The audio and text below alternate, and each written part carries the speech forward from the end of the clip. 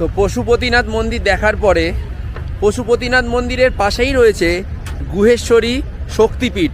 আমরা কিন্তু চলে আসলাম সেই গুহেশ্বরী শক্তিপীঠে।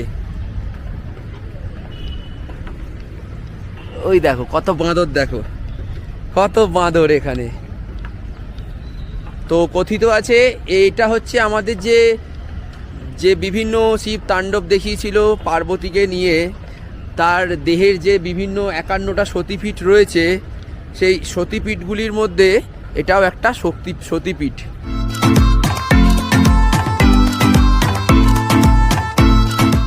এই হচ্ছে শ্রী গুহেশ্বরী শক্তিপীঠের মেন এন্ট্রান্স। তো আমাদের জন্য কিন্তু কোনো টিকিট লাগলো না, ঠিক আছে। তো আমরা এগিয়ে চললাম সেই শক্তিপীঠের দিকে।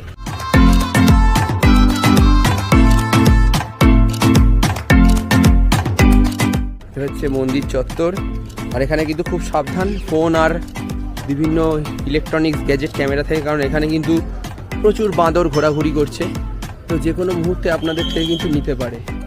তো আপনাদেরকে বললাম যে 51 শক্তিপীঠ আছে, এটা কিন্তু তার মধ্যে অন্যতম।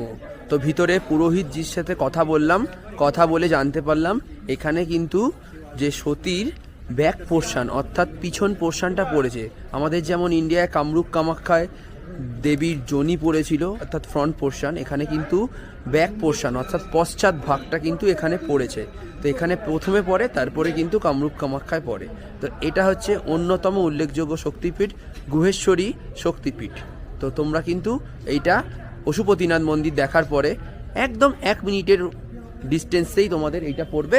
এরপরে কিন্তু তোমরা এইটা দেখে নিতে পারো, খুব সুন্দর লাগবে, খুব ভালো জায়গা। তো চলো দেখা হচ্ছে পরবর্তী সাইট সিনে।